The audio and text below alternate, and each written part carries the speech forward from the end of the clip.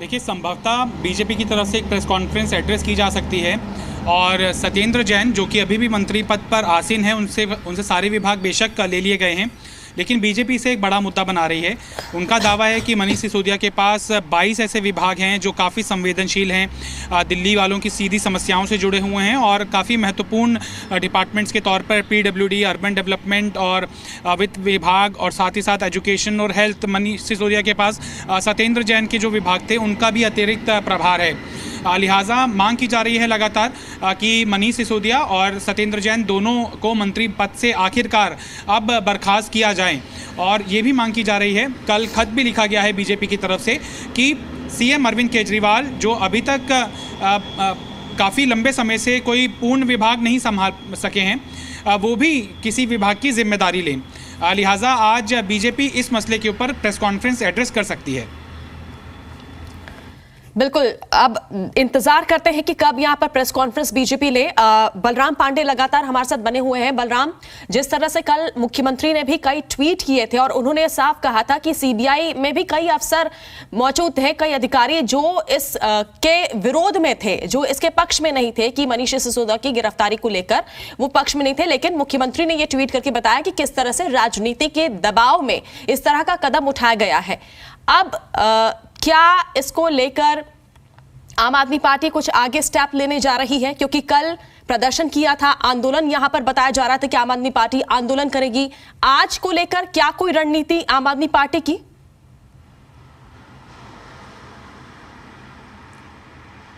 देखिए, अगर बात करें मुख्यमंत्री अरविंद केजरीवाल के ट्वीट की, तो मुख्यमंत्री अरविंद केजरीवाल ने 2 ट्वीट किए थे।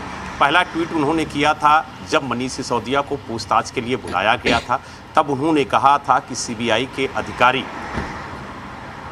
ये हमें बता चुके हैं कि मनीष सिसोदिया को गिरफ्तार किया जाएगा। और जब उनसे सूत्र पूछा गया कि आखिरकार कौन अधिकारी है, तो उन्होंने ये भी कहा था कि जो ईडी के अधिकारी हैं, जो सीबीआई के अधिकारी हैं, वो हमें जानकारी दे रहे हैं कि गिरफ्तारी की पूरी तैयारी हो चुकी है और मनीष सिसोदिया गिरफ्तार हो जाएंगे।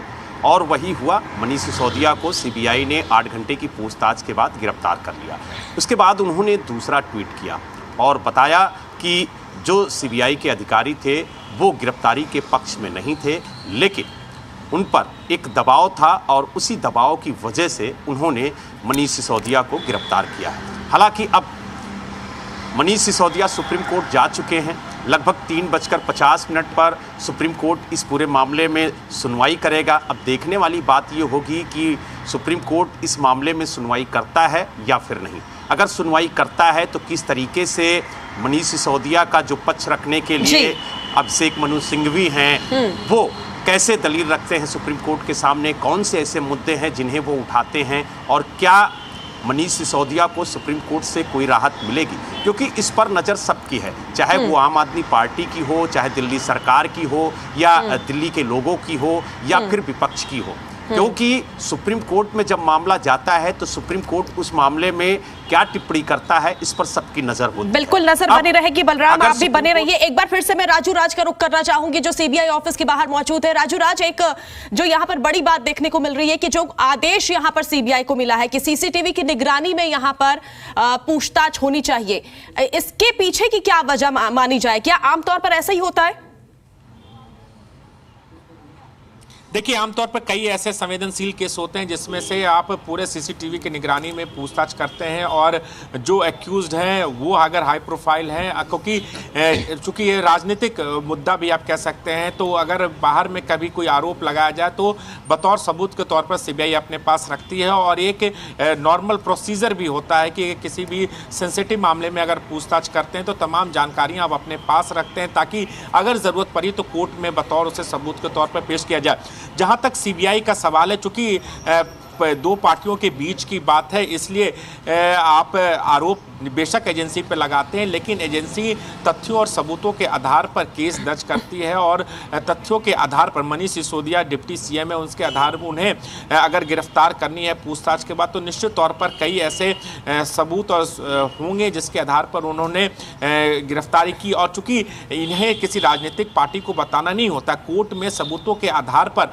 अपने केस को मजबूत करना होता है। ये एक जांच एजेंसी, किसी भी जांच एजेंसी के लिए एक नॉर्मल प्रोसीजर होता है जिसको कोर्ट के सामने रखना पड़ता है, क्योंकि अगर आप बिना सबूत, बिना एविडेंस के किसी को आप उठाते हैं, पिक करते हैं या गिरफ्तारी करते हैं, आप ये आरोप लगाया जाता है आपको कि आप किसी दबाव में आके काम करते हैं, तो वहां कोर्ट भी उन्हें फटकार लगाती है। कल भी हमने देखा कि कल जब सीबीआई ने अपनी दलील रख रही थी तो जज साहब ने उनसे भी पूछा था कि आपको रिमांड क्यों चाहिए, और इसका जवाब सीबीआई को देना पड़ा था। तो ये एक प्रोसीजर होता है कि जांच एजेंसी अगर किसी अपराधी को अरेस्ट करती है या किसी पे कोई आरोप है, उस आरोप के तहत आपको गिरफ्तार करती है, तो तमाम तथ्यों और सबूतों को कोर्ट के सामने रखना पड़ता है। और कल जब रिमांड खत्म होगा तो सीबीआई को बताना होगा कोर्ट के अंदर कि 5 दिनों के अंदर उन्होंने क्या क्या किया, अगर और रिमांड की जरूरत है तो किन आधार पर आपको रिमांड चाहिए। चलिए ये भी देखना होगा कि क्या यहाँ पर और 5 दिन बाद आगे और रिमांड मांगी जाती है सीबीआई की तरफ से, ये